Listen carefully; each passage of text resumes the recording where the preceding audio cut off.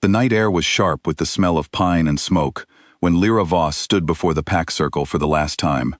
She had known this day was coming. She had felt it building for months, in the way the elders looked past her, in the way the young mothers pulled their children closer when she walked by.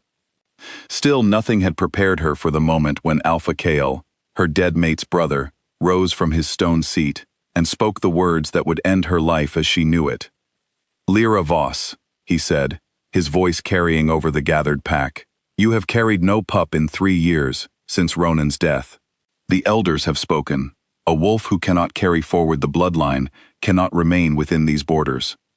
A murmur rolled through the crowd, but no one spoke in her defense. Not even Mira, who had once called her a sister. Not even old Tomas, who had taught her to hunt when she was a girl. They all looked at the ground, as if the dirt beneath their feet was suddenly the most interesting thing in the world. Lyra lifted her chin. She would not cry in front of them. She would not give them that. "I loved this pack," she said quietly. "I bled for it. I buried my mate for it." "And yet you gave it nothing," Kale answered, and there was no cruelty in his voice, only a cold, practical finality that hurt worse than anger would have. "You are cast out, Lyra Voss. From this night, you are pack of no one." The words struck her like a physical blow. Around her, the wolves of her childhood turned their backs, one by one, until she stood alone in the center of the circle, the only person facing her being Kale himself, and even he would not meet her eyes for long. She walked out of the village with nothing but the clothes on her back and a small knife tucked into her boot. No one followed her. No one called her name. The gates closed behind her with a heavy, final sound, and then there was only the forest, dark and endless, stretching out toward lands she did not know.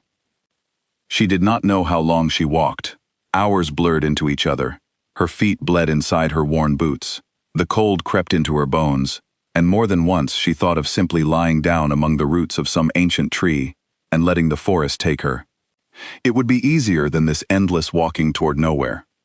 It was near dawn when she stumbled across an invisible line she could feel more than see, a place where the air itself seemed to change, growing heavier, older, thick with a magic she did not recognize. She had crossed into Ashvale territory. Every pack wolf knew the stories of the Ashvale kingdom, ruled by a king so powerful and so guarded that no outsider had seen him in years. They called him the Alpha King, and they said he ruled alone, without a queen, without an heir, a man whose bloodline was said to be dying out for reasons no one dared to ask about. Lyra did not care about kings or kingdoms in that moment. She cared only about the pain in her feet and the black spots crawling at the edges of her vision. She made it perhaps another mile before her legs gave out beneath her, and the last thing she remembered was the sound of hooves and low voices calling out in alarm. She woke to warmth, real warmth, the kind she had not felt in years, wrapped around her like a blanket she did not deserve. For a moment, she thought she had died, and this was whatever came after. Then she opened her eyes and saw the high stone ceiling above her, carved with symbols she did not know, and she understood that she was very much alive, and somewhere she should not be. A woman entered the room, dressed in simple gray, carrying a tray of food and water. She introduced herself as Elsa, a healer in the king's household, and explained gently that Lyra had been found collapsed near the border 2 days ago and brought back to the castle by the king's own guard. 2 days, Lyra repeated, her voice hoarse. "You were badly hurt, and worse, you were starving," Elsa said. "You are lucky the patrol found you when they did. Another hour, and it might have been too late." Lyra looked down at her own hands, at the bandages wrapped carefully around her wrists, where the cold had bitten deepest. "Why would anyone here care what happened to me? I am nobody, less than nobody." Elsa's expression softened, but she said nothing more, only urged Lyra to eat and rest, and left her alone with her thoughts and the strange, unfamiliar comfort of a bed that did not feel like charity. 3 days passed before Lyra was strong enough to walk without help. She spent that time in a state of quiet disbelief, waiting for someone to tell her she had overstayed her welcome, waiting for the moment the door would open and she would be cast out again, this time into a kingdom that owed her nothing at all. But no such moment came. Instead, on the 3rd evening, Elsa returned and told her that the king himself wished to see her, that night, in his private study. Fear coiled in Lyra's stomach as she followed a silent guard through corridors lined with old portraits and dark wood. She had heard the stories, a king who ruled alone, feared even by his own generals, a man some said had a heart as cold as the mountain passes surrounding his kingdom. She braced herself for cruelty, for judgment, for another voice telling her exactly what she lacked.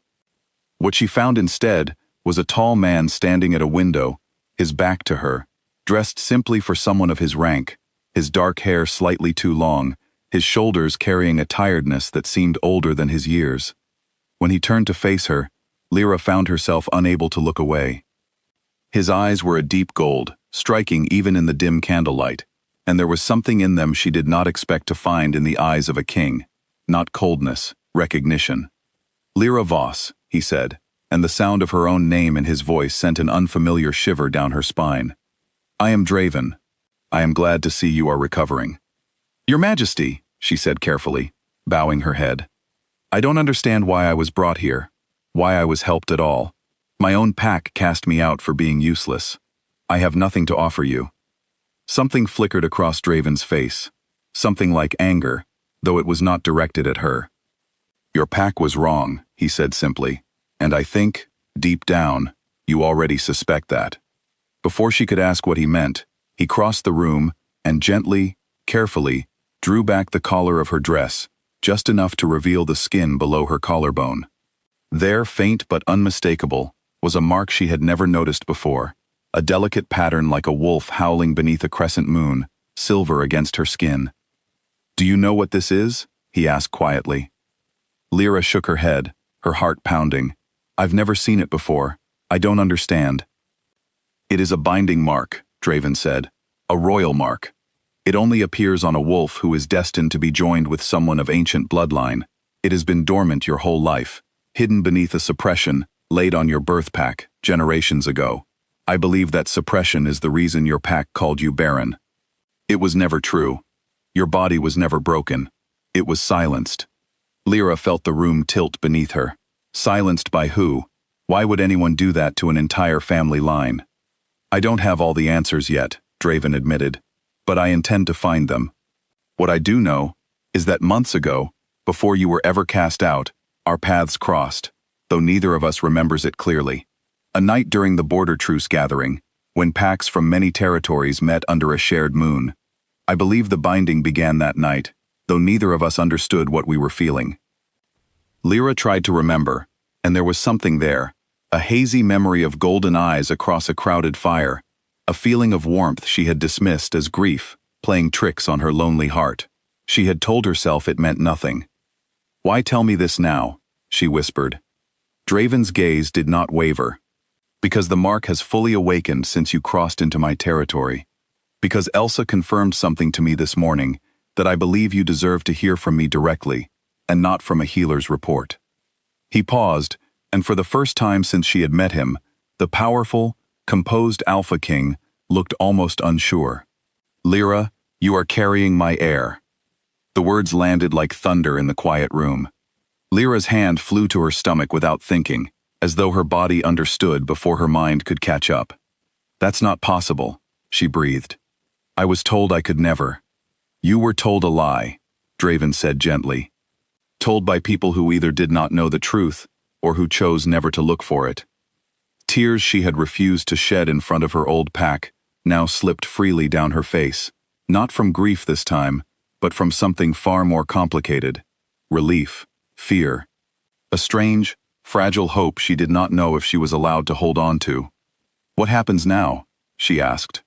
Draven stepped closer, close enough that she could feel the warmth radiating from him, close enough that the mark beneath her collarbone seemed to hum in response. "Now, if you will allow it, you stay here. Not out of pity, not as a burden I am obligated to care for, but because you are the mother of my heir, and because that mark on your skin tells me you were always meant to stand beside me, long before either of us understood why." It was a great deal to accept in one night, and Lyra told him as much. Draven did not push her. He simply promised her time, safety, and the truth, all three things her own pack had denied her for years. Word of what had happened did not stay hidden for long. Within 2 weeks, rumors reached the border pack that the woman they had cast out as Barren was now under the protection of the Ashvale king, carrying a child no one had believed she could bear. Alpha Kale, fearing what exposure of the old suppression curse might mean for his own standing, and fearing the growing power of a bloodline reawakening under his rival's roof, made the desperate decision to march a small force to the Ashvale border, intending to reclaim Lyra before the truth could spread any further, and shame his pack beyond recovery. Draven's warriors moved to meet them, but it was Lyra who stepped forward first, walking out alone to stand between the two armies gathered at the tree line. She was no longer the trembling, starving woman who had collapsed in the snow weeks earlier. Something inside her had changed, had grown stronger with every day the suppression loosened its grip, and when she spoke, her voice carried across the clearing with a strength that surprised even herself. "You cast me out for something that was never my fault," she said to Kale, her eyes steady, her chin lifted the way it had been on the night of her banishment. "You called me Barren because it was easier than admitting your pack's own elders buried a truth generations ago. I am not here to destroy you. I am here to make sure no other wolf in your pack is ever silenced the way I was." Kale's warriors shifted uneasily. Kale himself looked at her for a long moment, and something in his hard expression cracked, just slightly, perhaps guilt, perhaps the first honest recognition that he had wronged her. He lowered his weapon, and one by one, so did his warriors. There was no battle that day. Instead, a fragile truce was formed, one that placed Lyra's old pack under agreement with Ashvale, and forced a long overdue reckoning among the elders who had hidden the suppression curse for their own comfort. Those responsible were stripped of their titles in the seasons that followed, and slowly, carefully, the ancient magic that had once silenced generations of Lyra's bloodline began to fade for good. Months later, standing at the highest window of the Ashvale castle with the first light of morning spreading gold across the mountains, Lyra rested her hand over the gentle curve of her stomach and allowed herself, for the first time in years, to simply breathe without fear. Draven stood beside her, his hand covering hers, and neither of them needed words to understand what the moment meant. She had been told she was nothing, barren, broken, discarded. She had been wrong to believe them, and now, finally, she was home.